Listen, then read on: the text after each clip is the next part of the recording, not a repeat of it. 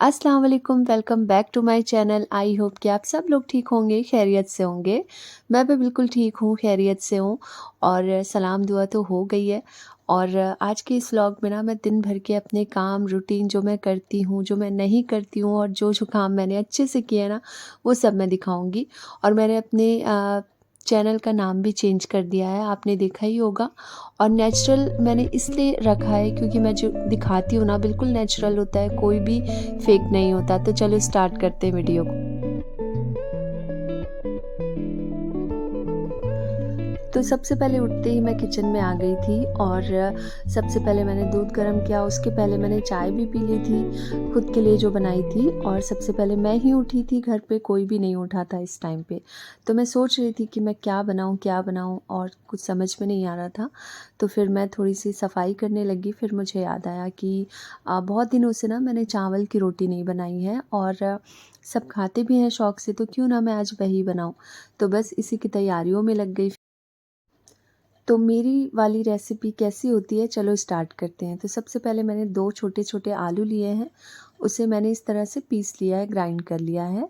और पानी ले लिया है मैंने 2 ग्लास तकरीबन। और उसमें ये पेस्ट हम ऐड कर देंगे, जो आलू हमने पीसा है ना उसे। और फिर हम इसे रख देंगे चूल्हे पे उबालने। अब मैं यहाँ पे चावल का आटा ले लूँगी और नमक मैंने ये जो घोल बनाया है ना उसे में ही मैंने ऐड कर दिया था। इस बीच ज़ारुन उठ गया था तो मैं उसे मिल्क दे रही थी। और मिल्क में ना मैं इस तरह से थोड़ी-सी हल्दी ऐड कर देती हूँ क्योंकि अभी सीज़न है ना कफ़ एंड कोल्ड का, तो इससे बहुत ही राहत मिलती है बच्चों को। तो आप भी ज़रूर ट्राई करना। इतनी देर में पानी उबल गया क्योंकि ज़्यादा नहीं था, 2 ही ग्लास था। और उबालना है, 1-2 उबाल आने के बाद ना इस पानी को हमने थोड़ा-थोड़ा करके चावल के आटे में इस तरह से मिक्स करते जाना है। बस चम्मच से ही करना है आपको, हाथ नहीं लगाना है क्योंकि बहुत ज़्यादा ये गर्म होता है तो नुकसान भी हो सकता है। इस पानी को ना बिल्कुल एक साथ आपको बिल्कुल भी नहीं ऐड करना है। थोड़ा-थोड़ा करके मिलाएँगे तो आपको पता चलेगा कि कितना और ज़रूरत है, कितना नहीं। और मैंने बिल्कुल करेक्ट लिया था, 2 ग्लास पानी इनफ था इसके लिए और पूरा ही पानी लग गया। और फिर इस तरह से मैंने एक आटा बना लिया, मतलब गूँध लिया और उसे रेस्ट करने के लिए रख दिया 10 मिनट के लिए। उतनी देर में मैंने यहाँ पे तैयारी कर ली चटनी की, क्योंकि मेरे हस्बैंड और मैं चटनी के ही साथ खाते हैं। बच्चे जो हैं चाय के साथ खाते हैं, तो चाय भी मैंने इस बीच बना ली। और इतनी देर में जो आटा है ना वो अच्छे से उसने जो है रेस्ट कर लिया। रेस्ट करने का मतलब ये होता है कि जो आटा है ना बहुत अच्छे से रेडी हो जाता है रोटी बनने के लिए, बहुत सॉफ्ट हो जाता है और लम्स नहीं रहते, बीच में गाँठें नहीं होती है। तो इसीलिए रेस्ट करना ना बहुत ज़रूरी हो।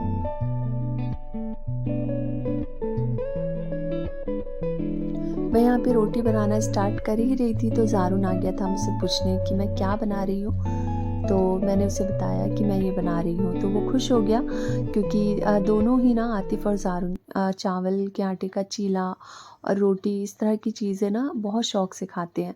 और जो बच्चे खाते हैं ना वही बनाना चाहिए। आज इनका फर्स्ट डे है हॉलिडे का, क्रिसमस हॉलिडे इनकी लग गई है ना, तो अभी ये लोग घर पे ही हैं। तो ऐसे ही होता है, पहली रोटी मुझसे बिगड़ गई। जब वीडियो बनाने का टाइम आता है ना तो कुछ ना कुछ गलतियाँ मुझसे होती रहती है और बाकी टाइम जब मेरा मूड नहीं होता ना कैमरा ऑन करने का, तो इतनी परफेक्ट बनती है ना कि मैं क्या बताऊँ आपको। तो बस आपको तवे में रोटी रख देना है और उसके बाद ना पहले बगैर तेल के इसे अच्छे से सेक लेना है चारों तरफ से। और आँच जो है धीमी और तेज़ दोनों ही रखना है, मीडियम लो आपको यहाँ पे फ्लेम रखना है। अगर आप फुल फ्लेम में इसे सेकोगे ना तो ये बस ऊपर से सिक जाएगा लेकिन अंदर से ये कच्चा रह जाएगा। तो सेकने में ना थोड़ा सा टाइम देना पड़ेगा इसमें, बाकी फिर ये बहुत ही अच्छी सॉफ्ट सी बनती है और बहुत ही टेस्टी भी बनती है। तो इस ट्रिक से ना आप लोग ज़रूर सेकना इस रोटी को, पहले बगैर तेल के और उसके बाद तेल लगा के। और आप चाहो ना तो पूरी सिकने के बाद ना अलग से भी तेल आप ऊपर से लगा सकते हो, तो वैसे में भी बहुत अच्छा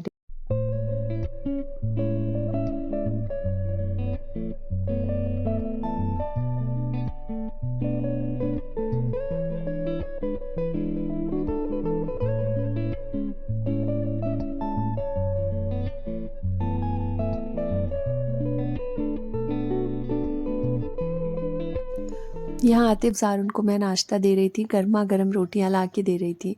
तो बहुत ज़्यादा गरम था ना, तो ज़ारून ने कहा मुझसे कि मम्मी आप खिला दो ना, तो फिर मैंने खिलाया उसे। 1-2 बाइट ही मैंने खिलाया क्योंकि मैं बनाने में बिज़ी थी और आना-जाना कर रही थी, और इस बीच जो मेड है ना, वो भी काम कर रही थी क्योंकि आज बहुत लेट हो गया था नाश्ता बनाने में। तो वो आ गई थी, तो वो भी अपना काम कर रही थी और मैं भी अपना काम कर रही थी।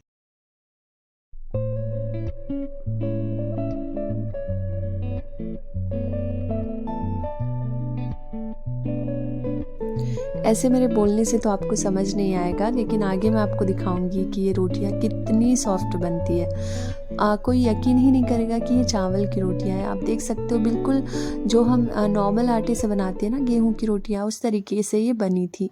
बहुत ही सॉफ्ट और बहुत ही टेस्टी। तो इस ट्रिक से ना आप ज़रूर एक बार ट्राई करना और ख़ुद भी खाना और अपने घर वालों को भी खिलाना।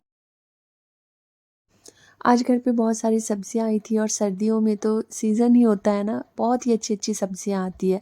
तो मटर मैंने आतिफ़ ज़ारून को दे दिया क्योंकि वो लोग टीवी देख रहे थे, तो साथ ही साथ उनका 2 काम हो जाता। और अब यहाँ पे मैं सारी सब्जियों को अरेंज कर रही हूँ, और ये भी ना एक बहुत बड़ा काम होता है। जब तक आप इसे उसकी जगह पे नहीं रखते हो ना, आपको सुकून नहीं मिलता है। और मेरे साथ यही होता है, चीज़ें जब इधर-उधर बिखरी होती है ना, तो मुझे टेंशन होने लगती है, हेडेक होने लगता है। जब तक मैं उसे उसकी जगह पे ना रख दूँ ना, तब तक मुझे चैन नहीं आता। तो बस यहाँ पे ब्रेकफ़ास्ट हो गया था, किचन भी क्लीन हो गया था, तो मैंने सोचा कि बस ये काम अब मैं कर ही देती हूँ, क्योंकि आप जितना ज़्यादा टालते हो ना, तो वो काम टलते जाते हैं और बाद में फिर शाम हो जाती है, और इस तरह से ना वो काम हमारा पेंडिंग हो जाता है। तो जो काम आए ना, उसे आप तुरंत कर लो, तो वो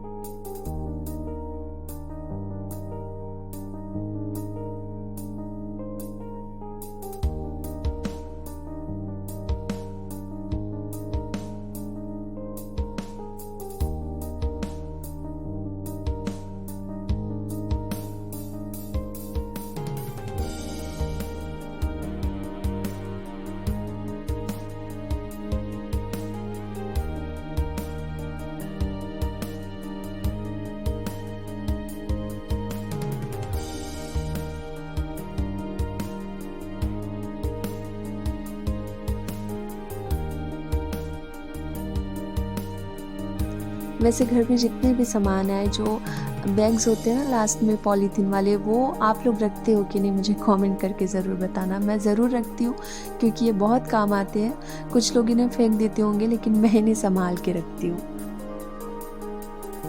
सब्जियों को सारी अरेंज करने के बाद ना मैंने पालक भाजी बना ली थी आज के लंच के लिए, क्योंकि पालक भाजी बहुत जल्दी ख़राब हो जाती है, तो मैंने सोचा सबसे पहले यही बना लेती हूँ।